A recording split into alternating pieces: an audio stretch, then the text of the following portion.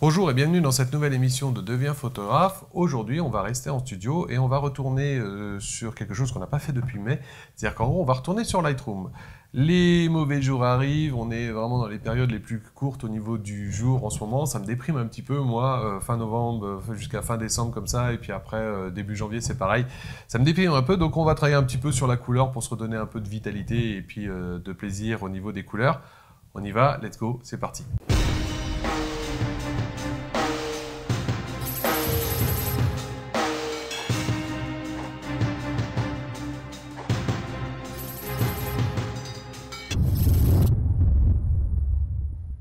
Alors, comme je vous le disais en intro, aujourd'hui on va travailler sur cette photo-là. C'est vrai que j'aime bien travailler un petit peu de couleur en hiver.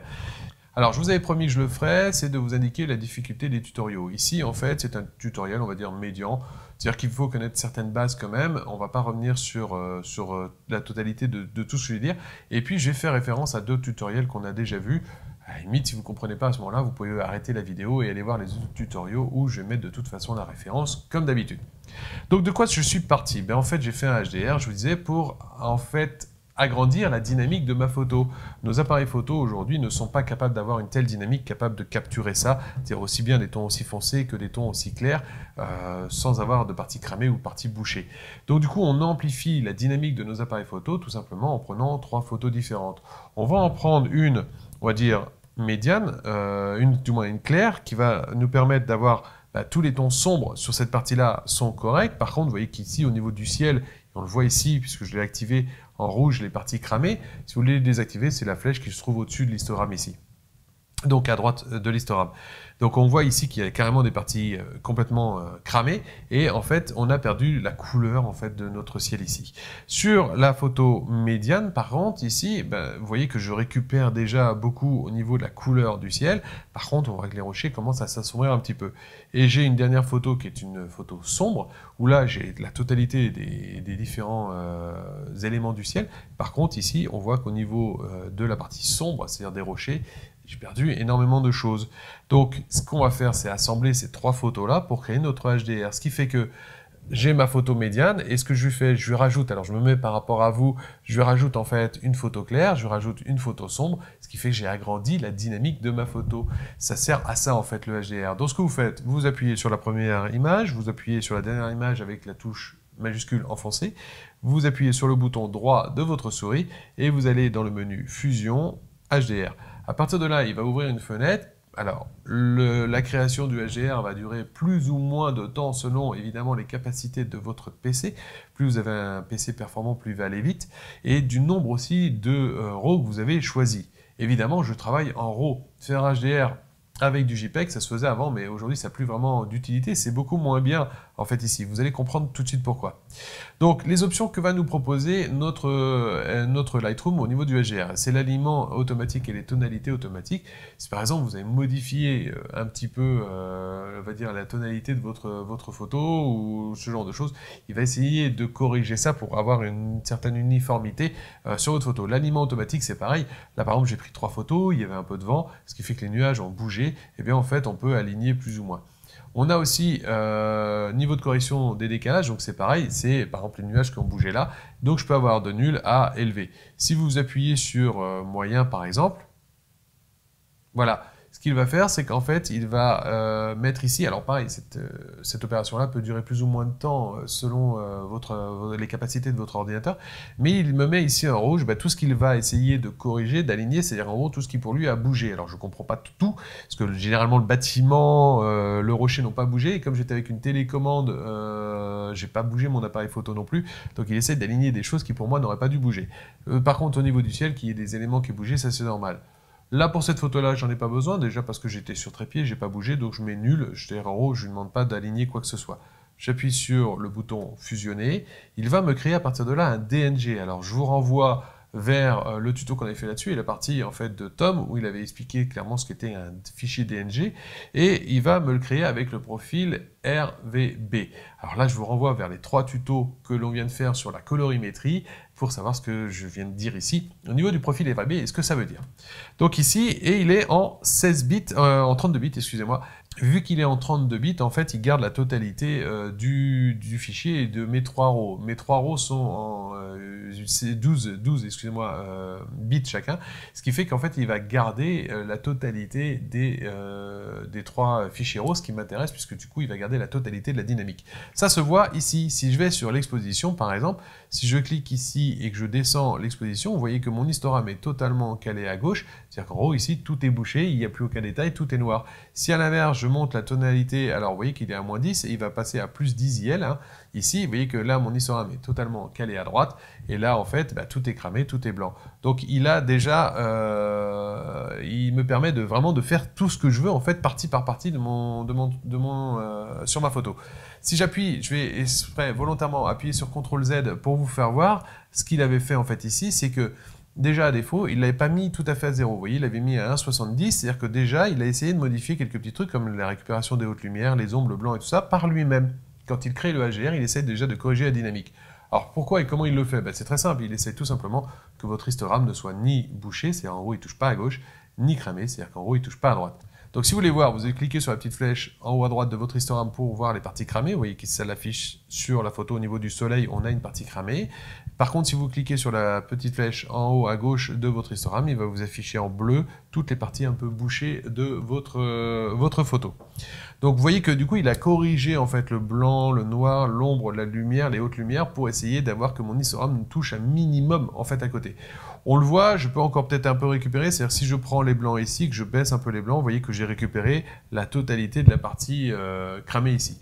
Alors, certains préfèrent utiliser autrement, c'est-à-dire qu'au lieu de se servir de l'histogramme, parce que là, moi je le vois, si par exemple je monte ici mes hautes lumières, je vais voir à partir de quand c'est cramé, c'est quand en fait mon histogramme touche ici à droite. Donc, je le vois tout de suite. Du coup, si jamais je veux récupérer, alors je remets tel que lui l'avait mis, ici. Ce que je peux faire aussi, c'est d'appuyer sur la touche Alt de mon clavier. Et en fait, quand je vais tirer sur les hautes lumières ici, il va me dire, vous voyez que ici, ça commence à être cramé. Donc, hop, on récupère. Quand j'appuie sur la touche Alt, du moment que je fais sur les hautes lumières, en fait, il me montre mon écran en noir. Et du moment qu'il commence à vous montrer quelque chose en blanc, comme ici, en fait, ce sont les parties qui commencent à être cramées, ce qu'on appelle les zones à plat. C'est-à-dire en haut des parties où je perds des détails. Sinon, si j'appelle la même chose, mais pour les ombres, en fait, il va m'afficher mon écran en blanc, évidemment, et toutes les parties noires qui commencent à apparaître, en fait, ce sont les parties bouchées de ma photo. Vous voyez que du coup, si je garde la flèche à appuyer, il y a du bleu partout, sinon vous voyez que c'est bien sombre ici. On va remettre ça tel qu'il l'avait mis. Ce que vous pouvez faire, c'est plus éviter les zones cramées que les zones un peu bouchées. C'est-à-dire que je peux avoir un noir profond ici, c'est-à-dire qu'en gros, je peux récupérer un petit peu de noir ici, on va faire ça comme ça ici. Vous voyez que c'est pas plus gênant que ça, je dirais même ça redonne un peu de volume à votre photo. Une fois que j'ai fait ça, la première chose que je fais moi, c'est de corriger l'objectif. C'est-à-dire qu'en gros, j'active ici le profil de correction. Alors, supprimer les aberrations chromatiques aussi, mais ça, c'est vraiment quand j'ai une grande ouverture. Or là, j'avais une ouverture à F11 pour toutes les photos. Donc, j'en ai un peu moins ici d'aberrations chromatiques, je pense pas en avoir d'ailleurs ici. Donc, déjà, ce que va faire l'activation du profil, en fait, Adobe propose une certaine base de données qui va vérifier l'appareil photo que vous aviez, l'objectif que vous aviez, mais aussi la distance focale que vous utilisiez avec cet objectif et l'ouverture que vous aviez. Et en fait, ils travaillent évidemment en collaboration avec les constructeurs et ils essaient de corriger toutes les erreurs qu'ils peuvent avoir dues à l'optique et à l'appareil photo que vous avez utilisé, la distance focale et l'ouverture aussi. Donc il essaie de tout corriger. Du coup, ça me permet d'éliminer par exemple tous les vignettages que je peux avoir sur les bords de mes photos, ce qui fait que c'est pour ça que je préfère le faire dès le départ. Je retourne en fait sur la partie, alors excusez-moi, mais quand on est gaucher, voilà. Donc je repartis sur les réglages de base et vous pouvez affiner ici. Alors on va affiner le contraste, la clarté, la vibrance et la saturation. J'en avais déjà parlé dans une vidéo, mais en gros, le contraste et la clarté, ça se travaille ensemble, et la saturation et la vibrance, ça se travaille ensemble. Le contraste va jouer sur la totalité du spectre, c'est-à-dire qu'en gros, si regardez bien, si jamais j'augmente les contrastes, normalement j'assombris les sombres et j'éclaircis les clairs, ça se voit directement au niveau de notre histogramme, puisqu'en fait, quand j'augmente mes contrastes ici, vous voyez bien que l'histogramme s'est écarté, c'est-à-dire qu'il s'est écarté vers les clairs et vers les sombres, les sombres sont devenus plus sombres et les clairs sont devenus plus clairs. Donc ça, c'est au niveau du contraste, donc on va le remettre ici à 0.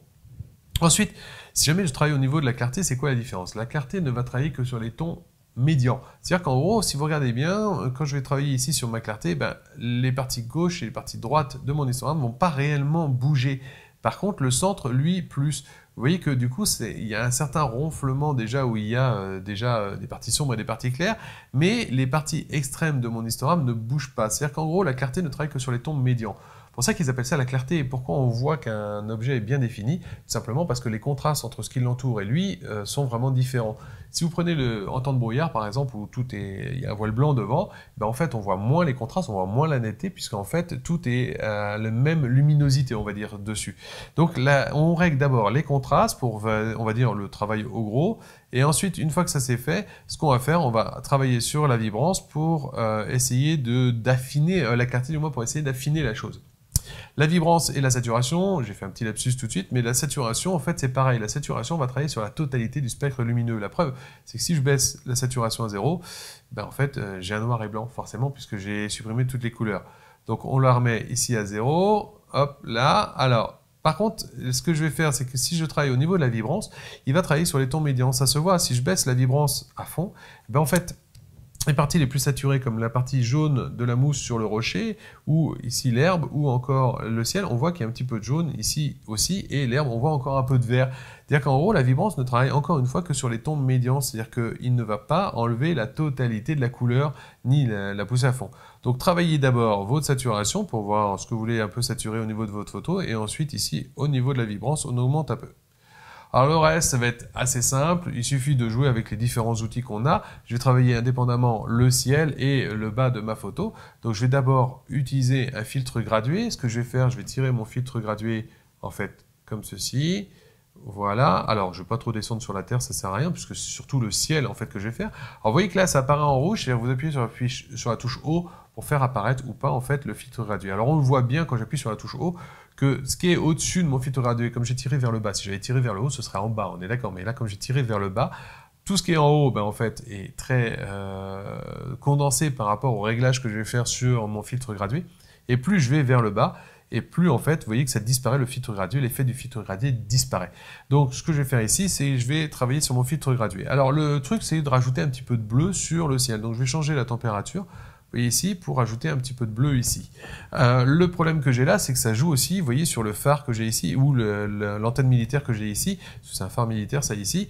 Du coup, c'est pas beau parce que ça fait que c'est devenu bleu alors que c'est pas ce que je veux. Ce que vous allez faire, c'est que depuis la version CC, en fait, on a un pinceau intégré au filtre gradué, ici. Le pinceau va me permettre soit de sélectionner des nouveaux éléments. Si par exemple je voulais appliquer le bleu sur la mer, bah, je peux très bien colorier ici pour dire bah, tu l'intègres au filtre ici. Ou à l'inverse, alors je vais l'enlever puisque c'est pas vraiment ce que je voulais faire.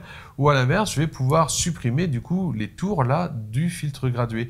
Donc comment je vais faire? Ben, je vais aller sur le pinceau, donc j'ai choisi pinceau dans le menu du filtre gradué. Je vais aller ici au niveau de ma partie pinceau, je vais appuyer sur effacer. Si j'appuie sur A ou B, vous allez voir que du coup, regardez, si je reste sur A ici, vous voyez que le signe en fait est un plus. Par contre, si j'appuie sur effacer ici, vous allez voir que le signe devient un moins. Donc, ça veut dire qu'il va supprimer du filtre gradué ce que je vais sélectionner maintenant ici. Alors, on va zoomer un petit peu pour travailler précisément. Ce que je vais faire, comme c'est un bâtiment ici, ce que je vais faire, je vais appuyer sur l'option masquage automatique. Masquage automatique, ça veut dire qu'il va essayer lui-même, si par exemple je suis là, il ne va pas déborder de la tour, il va garder que la tour, il va enlever que la tour, il ne va pas enlever ce qu'il y a autour. Alors, comment ça marche? Vous voyez que j'ai un contour progressif, ce qui fait que j'ai deux cercles sur mon pinceau. J'ai une partie intérieure qui est dense, et plus je vais après vers les parties extérieures, alors je peux pas vous le faire, sinon parce que si je bouge la souris, forcément ça bouge. Mais plus je vais vers le cercle extérieur et plus ça diminue l'effet en fait de mon pinceau. Donc ce que je vais faire là, ce qu'il faut, c'est que quand vous êtes avec l'option masquage automatique de fait, il ne faut pas que votre partie intérieure déborde de la tour. D'accord? Il faut que seule la partie extérieure de votre pinceau puisse déborder de la tour, mais pas la partie intérieure. Et à partir de là, en fait, du fait que j'ai activé le masquage automatique, eh bien, il va bien supprimer que la tour et pas autre chose. Donc, vous faites ça. Alors, vous pouvez justement appuyer à ce moment-là sur la touche haut de votre clavier pour essayer de faire apparaître le plus possible là où vous travaillez. Alors, vous voyez que les contours de la tour ne sont pas encore bien faits puisqu'ils sont encore en rouge ici. Donc, on va travailler ici. Alors, vérifiez évidemment la taille de votre pinceau. Vérifiez aussi le contour progressif et le débit, parce que si vous avez un tout petit débit, il va falloir passer pas mal de fois pour réussir à supprimer la totalité. Donc, faites ça proprement, c'est-à-dire sans dépasser ici, vous voyez, hop, là ici, voilà, ça devient tout désélectionné, c'est-à-dire qu'on voit que le rouge disparaît de ma tour. Voilà. Et maintenant, ce qu'il va falloir que je fasse, c'est que je l'applique à tout le bâtiment ici pour supprimer en fait l'effet de bleu que je suis en train de rajouter au niveau du ciel. Je ne le veux pas au niveau du bâtiment. Donc on va tout supprimer ici. Alors prenez votre temps, comme d'habitude, faites-le correctement, c'est bien mieux, de manière comment ça s'appelle, à avoir quelque chose de propre à la fin. D'accord? Donc si vous voyez que vous n'avez pas tout à fait, comme là ici, vous voyez la tour, il me reste un petit peu de rouge ici. J'ai un peu de problème parce qu'avec les deux gros spots, là, ça fausse pas mal ce que je peux voir sur mon écran ici. Donc, hop, pareil, vous voyez, je supprime toutes les parties rouges que j'ai là, de manière à ce que, en fait, alors ne dépassez pas ce que je disais, il ne faut pas que la partie intérieure de votre pinceau sorte sur l'extérieur, sur le ciel, là, puisque c'est le ciel que je suis en train de... Enfin, que je ne veux pas modifier, enfin, sur lequel je vais appliquer mon filtre gradué, donc il ne faut surtout pas que j'enlève de mon filtre gradué. Donc ici, je vais enlever toute la partie, vous voyez, rouge qu'on a sur le bâtiment ici, et vous faites la totalité de votre bâtiment comme ça. Alors vous voyez que c'est très simple, hein, c'est juste du coloriage, il suffit de colorier. Hop, alors il faut relâcher parce que sinon, alors surtout là, je suis en train de filmer mon écran en totalité, c'est-à-dire je filme à 24 pouces du moins en totalité, ce qui fait que mon ordinateur rame un petit peu. Et puis en plus, c'est ce que je vous avais dit dans un tutoriel sur quand on avait retravaillé en fait la Notre-Dame, c'est que plus je rajoute de pinceaux, plus je rajoute ce genre de choses et plus ça utilise beaucoup de ressources d'un ordinateur et plus votre ordinateur aura tendance à ralentir. Alors comment je fais pour me déplacer? En fait j'appuie sur la touche espace, je clique, vous voyez ça se transforme en main et je clique ici pour déplacer. Alors ça met un peu de temps là parce que évidemment je vous ai, voilà, mon ordi rame un peu du fait que je capture mon écran, voilà, et du coup je peux me déplacer à l'intérieur ici. Ça du moment que je suis zoomé, c'est très simple, hein, il suffit, je vous dis juste d'appuyer sur la barre espace et vous glissez avec votre main pour faire un dérivé. Alors voilà, je vais tout récupérer et puis vous par contre je vous récupère juste après.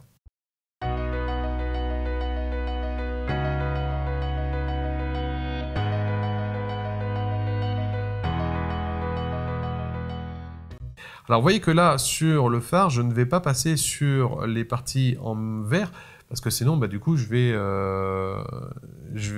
supprimer, puisque c'est le ciel qu'on voit à travers le verre, je vais supprimer en fait la partie dense du ciel à travers le verre, alors qu'il ne faut pas. Par contre, voilà, je n'oublie pas le dôme ici. Alors, ajustez évidemment votre pinceau par rapport à ce que vous travaillez au niveau de la taille, hein, évidemment. Voilà. Donc là, j'ai à peu près tout fait, je pense. Je vais passer quand même sur l'ampoule ici. Alors, il faut juste que l'intérieur de votre pinceau ne dépasse pas la forme que vous êtes en train de faire quand vous êtes en train d'essayer de supprimer, quand vous appuyez sur masquage automatique. Là, je rappuie sur la barre d'espace, je rappuie une fois au centre pour qu'il me remette tout correctement. Alors, vous voyez qu'ici, j'ai oublié des parties de mon phare, ça se voit tout de suite. Voilà, essayez de faire ça proprement sans compter que vous en faites pas. C'est-à-dire que c'est pas parce qu'une fois que vous avez corrigé ça que vous ne pourrez pas refaire. Donc vous pourrez refaire en fait derrière. Hop, ici, on va supprimer ça correctement. Voilà. Maintenant, une fois que ça c'est fait, en fait, je vais retourner ici sur la totalité de ma photo. J'appuie sur O pour supprimer en fait l'effet rouge en fait devant et je vais travailler un petit peu sur l'exposition, c'est-à-dire que je vais descendre un petit peu l'exposition de mon ciel pour essayer, voilà, de récupérer un peu de détails, mais vous voyez pas trop non plus, faire attention à ce que vous faites. Voilà. Par contre, je vais peut-être baisser un petit peu. Alors faites attention parce que du coup, si je rebaisse là mon filtre, c'est-à-dire qu'en haut, comme là je vais baisser mon filtre gradué, il va réintégrer le haut de mes bâtiments dedans. Donc là, normalement, il faut que je repasse dedans pour réenlever. Ok? Donc voilà, donc là en fait, vous voyez que j'ai récupéré au niveau du ciel. Alors c'est très simple, si vous voulez savoir ce que vous avez modifié ou pas, vous appuyez simplement sur la petite touche désactivée ici, et vous allez voir, ça c'est sans le filtre gradué, et ça c'est avec le filtre gradué. Vous voyez qu'on a récupéré quand même. Ce que je vais faire maintenant, c'est que je vais travailler au niveau du soleil ici. Ce que je vais faire, c'est que je vais travailler carrément avec un pinceau. Donc je vais prendre mon pinceau ici, et à l'inverse, je vais essayer de rajouter un petit peu de rouge ici. Donc ce que je vais faire, je vais prendre un pinceau large. Alors c'est un peu embêtant aujourd'hui, parce qu'avec mon logiciel de capture d'écran, je ne peux pas trop voir la largeur de mon pinceau. Mais regardez, ce que fait maintenant, c'est qu'on peut faire un truc comme ça. Je fais un contour très progressif, et je vais avoir en fait un débit peu élevé. Je vais mettre dans les 30% à peu près. Je vais colorier ici pour rajouter du rouge tout simplement, là, sur la partie autour du soleil, ici. On va voir, de manière à ce qu'il me le fasse. Ici, on va densifier un peu le truc, voilà. On va rajouter un petit peu de rouge ici au niveau du soleil. Voilà. Donc encore une fois, si vous voulez voir l'effet, vous appuyez simplement sur la petite touche ici, activer, désactiver pour voir la différence. Vous voyez, ça c'est désactivé. Et si jamais je réactive derrière, encore, il prend un peu de temps, on a ici. Donc ça donne un peu trop rouge, on va diminuer un peu. Et ce que je vais faire, je vais augmenter un petit peu le jaune par contre, voilà, pour avoir un effet un peu jaunâtre rouge, alors pas trop non plus. Faites attention de ne pas tomber trop dessus, parce que sinon, vous voyez, je commence à avoir des zones à plat, sinon ici, en haut, je vais abîmer un peu ma photo. Donc on va rajouter un petit peu jusque là, pour pas que ce soit trop violent. On va rajouter un petit peu ici aussi sur la partie de la mer, puisque la mer sera un peu rougeâtre. Je vais créer un nouveau pinceau ici. J'ai diminué un peu la taille de mon pinceau ici, voilà. Et ce que je vais faire, lui, par contre, je vais rajouter du bleu pour la mer, tout simplement. C'est-à-dire qu'ici, on va rajouter du bleu. Alors, c'est pareil, j'ai toujours le contour progressif, le masquage automatique d'activer, ce qui fait qu'il va vraiment travailler ici seulement sur la mer ici. Donc c'est pas grave, pour l'instant c'est un peu dense, mais on va diminuer un peu la densité du bleu après, c'est pas bien grave. Ici, oh, c'est simple, c'est juste vous recoloriez votre photo telle que vous la voulez ici.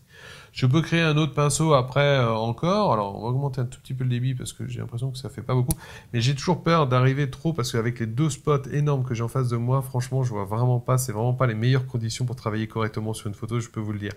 Donc on va faire ça comme ça ici, voilà. Donc surtout activez bien le contour progressif et faites attention de ne pas aller trop sur vos objets et tout ça, de manière à pas trop dépasser ici. Vous voyez qu'on a déjà récupéré, hein, je vous rappelle, on est parti, donc si j'enlève, il faut vous désélectionner votre pinceau pour pouvoir voir en fait l'avant-après. Donc là on a l'avant, l'après, là on parle du HDR, hein, on parle vraiment du HDR, c'est-à-dire pas de la photo originale, on parle vraiment du HDR. Vous voyez qu'on a récupéré quand même ici. Ensuite, une fois que ça c'est fait, je peux créer un autre pinceau par exemple. Et là, à l'inverse, on va mettre donc nouveau, on va en créer un ici. Et ce que je vais faire, c'est que je vais travailler sur l'herbe ici. Donc au lieu de rajouter du jaune, du bleu, ou comme là on le voit, je vais remettre ça ici à 0. Et ce que je vais faire ici, par contre, c'est que je vais rajouter du vert, vous voyez, pour la rendre un petit peu plus pétillante, on va dire l'herbe. Alors pareil, selon la zone que vous allez travailler, vous voyez, quand on est gaucher, c'est pas évident hein, sur une tablette, c'est franchement pas évident. Quand vous êtes gaucher, donc ici, on va, voilà, selon la quantité, vous voyez, d'herbe que vous voulez travailler, évidemment, vous retravaillez ça avec la bonne taille du pinceau. Ici, là, il est un peu gros, on va rediminuer un petit peu, voilà. Et on va travailler, vous voyez, toutes les parties d'herbe ici pour vraiment faire ressortir l'herbe comme il faut. Vous allez me dire, c'est des tout petits détails. Ouais, mais c'est des tout petits détails qui vont faire la différence sur votre photo. Alors pareil, j'ai un débit de 45% seulement pour essayer de faire un truc assez, pas trop marqué, on va dire, à côté. Alors vous voyez que comme j'avais bien détouré au niveau du masque ici, où j'ai baissé la tonalité de mon ciel, ben en fait on n'a pas de bande noire sur les bâtiments, puisque du coup ça a été fait à peu près correctement. D'accord, même si c'est pas dans les conditions optimales. On est ici, voilà. Donc on récupère la totalité ici. Alors pareil que pour les filtres gradués et tout, vous pouvez appuyer sur la touche O pour savoir où vous êtes ou pas passé. D'accord, ici, hop, et on voit que j'ai oublié certaines petites zones. Donc n'hésitez pas à vraiment travailler avec tous les outils que vous avez. Hein. La touche O là-dessus est vraiment pas mal pour vous mettre en évidence où se trouve, où vous avez déjà travaillé sur le pinceau. Ouais, ici. Alors, moi j'ai du vert, j'ai du bleu ici sur la photo. Maintenant, après, vous pouvez retravailler vraiment comme vous le voulez. L'avantage, c'est qu'une fois que vous avez travaillé sur votre pinceau, vous voyez que là, je trouve que c'est un peu trop bleu. On va diminuer un petit peu. Ici, c'est ça l'avantage, c'est qu'on peut revenir un peu en arrière. Il suffit de resélectionner votre pinceau simplement en cliquant sur l'épingle qui correspond au pinceau ici, et hop, vous pouvez le diminuer un peu après. Donc voilà ce qu'on peut faire. Une fois que ça c'est fait, on peut encore jouer hein, sur plein de choses. Je peux aller dans TSL et du coup augmenter ou baisser certaines densités de couleurs ou tout comme ça. Par exemple, je peux augmenter la densité du bleu. Vous voyez que du coup le ciel, ça joue directement dessus. Alors on va diminuer un peu, on va pas aller jusque là. On peut saturer un petit peu le jaune et orange de manière, vous voyez, au niveau du ciel. Alors pareil, faites attention à ne pas avoir de zone à plat et tout ça. Regardez, si je vais vraiment à fond, je vais vous faire voir, si je zoome ici, là, alors évidemment, il ne zoome pas au bon endroit, ça c'est le problème du logiciel de capture d'écran, c'est que normalement vous mettez la main, comme vous voyez, j'ai fait, c'est-à-dire qu'avant de zoomer, j'ai mis la main en fait là, et normalement, en appuyant là, et voilà, il devrait zoomer ici. Donc, là, ici, vous voyez que j'ai certaines petites zones à plat. On le voit, vous voyez, au niveau du ciel, même si c'est pas très très prononcé. On en a une toute petite, là, vous voyez ici. On en a une autre ici. Zone à plat, je vous rappelle, vous allez voir le tutoriel sur la colorimétrie où j'en parle déjà. Donc, faites attention, ne poussez pas trop vraiment. Voilà, soyez modéré dans vos trucs. Alors, en général, à ce niveau-là, je vais vraiment boire un café, je prends un peu de pause, on va dire, pour voir si j'ai pas été un peu trop loin. Là, je vous promets pas vraiment du résultat superbe, parce que franchement, voilà, avec la lumière là en face. Alors, je vais créer un autre pinceau. Je vais quand même créer un autre pinceau pour faire quelque chose de tout simple. C'est que j'ai envie d'amplifier vraiment. Alors, on va remettre ça à 0. Hop, ici. Et je vais amplifier le côté jaunâtre ici. Tac. On va amplifier le côté jaunâtre ici de mon ciel ici. Je vais amplifier un petit peu le débit, je vais augmenter un petit peu le débit. Par contre, je vais prendre un pinceau assez large, parce que vous voyez que là, il est tout petit. Je vais prendre un pinceau avec des contours larges, de manière assez large, avec des contours assez larges. Vous voyez, de manière à ce que le contour au niveau progressif soit vraiment progressif du coup. C'est-à-dire que ça ne se fasse pas trop brutalement. Je vais baisser un peu quand même le débit. Je vais un peu augmenter. Je préfère passer 4-5 fois en fait. Donc ici, hop, et on va passer avec le jaune ici. On va amplifier un petit peu de jaune ici. Voilà. On va regagner un peu. Alors, le problème, c'est ça. C'est que là, comme je suis en train de filmer, voilà, ça prend un peu de temps pour afficher. C'est un peu embêtant. Pour travailler en décalé, c'est pas évident parce que du coup, je suis en train de faire quelque chose, mais je vois pas tout de suite le résultat. Vous voyez, il faut que j'attende un peu. Voilà. Là, on voit le résultat qui commence à apparaître. Donc, on va vraiment travailler ici sur le jaune là. On va amplifier le jaune là. Voilà. Encore un petit peu. Allez. Amplifier un petit peu ici. Et ce que je vais faire, je vais travailler sur, à l'inverse, un nouveau pinceau. Alors je vous dis, hein, plus vous allez créer de pinceaux et plus vous risquez d'avoir de ralentissement au niveau de votre machine. Ne vous inquiétez pas, c'est normal. Ici, et ce que je vais faire, je vais travailler ici mon ciel avec un nouveau pinceau. Vous voyez qu'il me crée l'épingle, hein, du moment que je clique dessus, il me crée l'épingle du nouveau pinceau. Et je vais amplifier un petit peu le bleu ici, voilà, sans trop passer sur les bâtiments. Alors, il faudrait faire attention, hein, vraiment net et tout ça. Faites ça correctement, vraiment à côté. Vous voyez qu'on récupère vraiment des couleurs et tout. Je vous disais, voilà, si on part de la... Je vais vous faire voir la photo médiane, c'est-à-dire celle en fait où c'est pas trop clair, c'est pas trop sombre. Non, ça c'est la sombre, évidemment, si je prends pas la bonne. Voilà, partie médiane, vous voyez ce qu'on avait si je prends qu'une seule photo. Voilà ce qu'on a si jamais je travaille ma photo à côté. Alors, c'est à vous de voir si vous voulez rajouter du jaune ou pas, mais voilà comment il faut faire, c'est très simple hein, à côté. Si vous voulez travailler sur les rochers, ben, vous prenez un nouveau pinceau ici, hop, ici, je prends un nouveau pinceau ici. Au lieu de travailler au niveau du bleu, des couleurs et tout, ce que je vais faire, je vais travailler au niveau du contraste un petit peu, je vais augmenter un petit peu les contrastes. Donc pareil, ce que j'aime bien, c'est avoir un pinceau assez large ici, et ce que je vais faire, alors s'il veut bien, voilà, me le montrer, et ce que je vais faire, je vais colorier ici au niveau juste des rochers, vous voyez, pour récupérer sur cette partie-là, j'aime bien avoir un petit peu plus de contraste ici.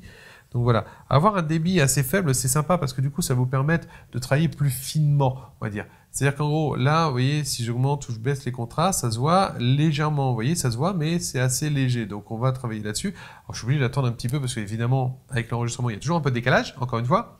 Voilà, donc on peut vraiment réussir à travailler ça d'une façon très fine au niveau de votre photo. C'est-à-dire vous pouvez travailler pratiquement pixel par pixel. Maintenant, avec les pinceaux, on peut travailler pixel par pixel si on le souhaite. Donc voilà, donc c'est un peu moins beau que ce que j'avais obtenu la dernière fois, mais je vous dis, avec les spots en face, c'est vraiment pas terrible. Ici, on peut diminuer un peu la saturation ici, par exemple. Vous voyez, c'est très simple, vous revenez sur votre pinceau ici, là ici, je vais reprendre le pinceau ici du bleu, et ce que je vais faire, c'est que je vais baisser un tout petit peu, hop, si on prend, on va baisser un tout petit peu la saturation, vous voyez, pour que ce soit pas trop bleu non plus, on peut supprimer un petit peu la saturation, on va baisser un petit peu l'exposition pour avoir un ciel un petit peu plus sombre. Alors faites attention, pas trop, parce que vous voyez qu'on voit des détails ici, voilà. On peut avoir quand même quelque chose, voilà, d'un peu plus sympa ici. Donc c'est très simple. Donc je disais, les gros avantages maintenant, c'est qu'avec le filtre gradué, on peut vraiment, avec un pinceau, supprimer les parties qui ne nous intéressent pas, comme là ici les deux phares et puis le bâtiment, l'église là en ruine qu'on a ici. On peut travailler avec les pinceaux, mais ça depuis déjà depuis pas mal de temps, depuis que la Lightroom existe pratiquement qu'il a des pinceaux. On peut travailler ici sur les rochers vraiment d'une façon particulière ici à côté. On peut travailler vraiment l'herbe et tout ça en fait d'une façon complètement indépendante. Donc je disais, ben voilà, c'est-à-dire qu'en gros on peut avoir des différences hein, ici. Donc quand on travaille avec la bonne lumière et tout ça, on obtient ça. Et encore là, vous voyez, je la vois vraiment très sombre. Sauf que là, j'avais pris en fait le parti de faire vraiment du jaune, vous voyez, même sur les nuages ici. Alors qu'ici, en fait, j'ai plus travaillé sur le côté bleu, blanc et jaune du truc. Il y aura un peu plus de détails. Pareil, si vous trouvez qu'ici, c'est un peu trop jaune sur les nuages, vous pouvez revenir. Alors appuyez sur la touche O pour savoir... Parce que là, vous voyez, j'ai deux épingles l'une à côté de l'autre. Donc, pour être sûr d'avoir choisi bien le truc. Et ce que je vais faire ici, c'est que pareil, je peux faire ici effacer. Et dans ces cas-là, je vais effacer, par exemple, si je veux effacer sur la partie nuage ici, alors je vais agrandir le pinceau, parce que plus vous prenez un pinceau petit, plus les différences vont se voir. Au niveau du débit, je vais le diminuer aussi. Et ce que je vais faire, je vais ratténuer un petit peu ici pour récupérer un petit peu de blanc sur cette partie ici. Alors, encore une fois, je vais travailler en décalé, parce que voilà, le temps qui me l'affiche, voilà. Vous voyez, je récupère un petit peu de blanc sur cette partie ici. Après, voilà, c'est du coloriage, c'est à vous de voir comment vous voulez ici. On va récupérer un petit peu de blanc ici aussi. Vous voyez, pour avoir le côté du blanc qui rentre dans le bleu, là, ici, j'aime bien. Ça fait quelque chose d'assez sympa. Donc voilà. Alors après, pareil, si vous n'aimez pas les couleurs que vous avez données, vous pouvez changer la totalité du truc. C'est-à-dire que là, je récupère un petit peu de bleu, mais pas trop non plus. Voilà, pour que ça reste assez naturel. C'est pour ça que je vous disais, le mieux, c'est de faire une pause, de revenir après et de revoir vraiment où vous en êtes. Parce que des fois, vous travaillez, vous êtes dans votre truc, vous y allez. Puis quand vous revenez, vous faites « Wow, non, là, il y a un peu trop, en fait, à côté. » Donc faites attention à ça. L'autre fois, ce que j'avais oublié aussi, c'est de faire le bas du phare, là, ici. C'est-à-dire qu'il était resté bleu, c'est-à-dire qu'il était resté dans... c'est-à-dire quand j'avais mis mon filtre gradué, j'avais oublié, quand j'avais passé le pinceau sur mon phare, j'avais oublié de le passer sur le bas, sur la base du phare. Ce qui fait qu'en fait, j'avais malheureusement le bas du phare bleu. Donc voilà.